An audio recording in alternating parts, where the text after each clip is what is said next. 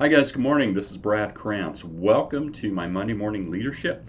We are going through Servant Leadership Roadmap by Kara Bramlett, and I'm providing some of my thoughts and reflections on this important topic. Today we're going to look at the 10th characteristic of a servant leader, and that's that of foresight. You know, as Benjamin Franklin said, by failing to prepare, you are preparing to fail, and I don't think we want to do that, do we? Foresight's really a unique skill of a servant leader that's used to guide their decisions through learning from the past, being mindful of the present, then also understanding the potential consequences of the future.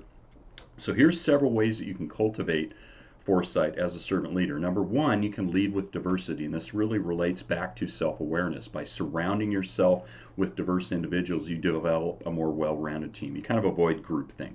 Two, you want to have active mindful listening. Listening is a critical skill of any leader, especially a servant leader. And then third, you want to read widely. Develop an industry understanding. You don't have to be a subject matter expert in your field, but you do have to have a good general understanding of your industry. And then fourth, a systematic approach. Think systematically. Fifth would be predictions. Practice making predictions alone as well as with your team. And then we have problem solving. It's a vital skill that's used in leveraging foresight, so let's just cover it briefly here. Problem solving is obviously, it's fundamental to every leader's roles, right? Problems come up, you have to work towards solving them.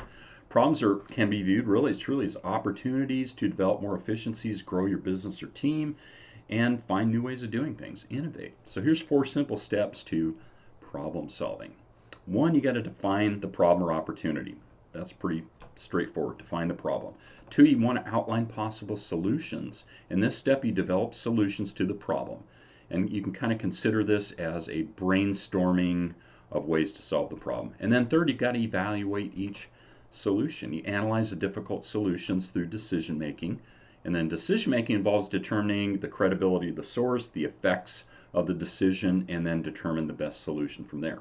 And then fourthly is implement the solution. In this step, you implement the identified solution. You know, thoughtful planning will result in maximal success at solving the problem and minimize risk. And then we've got decision quality. Okay, as leaders, we make decisions every day, right? And the continued enhancement of these skills is being nurtured daily. It's not just something you do once. We do it over and over. And it's important to remember, you know, even good leaders make bad decisions. Hey, we all make mistakes, right?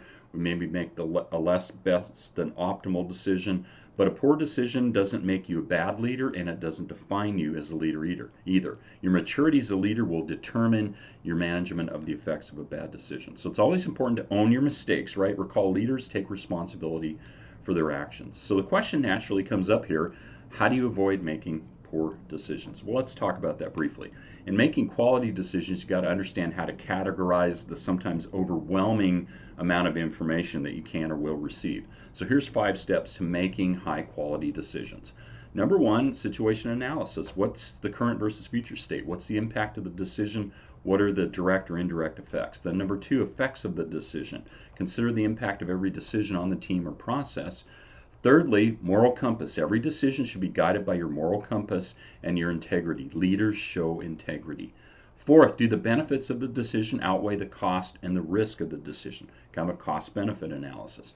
Then plan B, always have a backup plan. What if plan A doesn't work? Okay, plan B. Quick recap here. So foresight is the ability to leverage previous experiences or decisions to guide current or future decisions. And then decision making should be simple, yet able to leverage systematic methods to help ensure that the highest quality decisions are made. We want to make good decisions, we want to make the highest quality. And then foresight really is used to guide you toward the best approach to communicate your vision of the team or the organization. So thank you so much for joining me today, and feel free to hit the subscribe button or share this if you found this to be helpful or it got you to thinking. I certainly hope it did. And you can also connect with me on social media at the links provided. As always, have an awesome Monday. Bye-bye.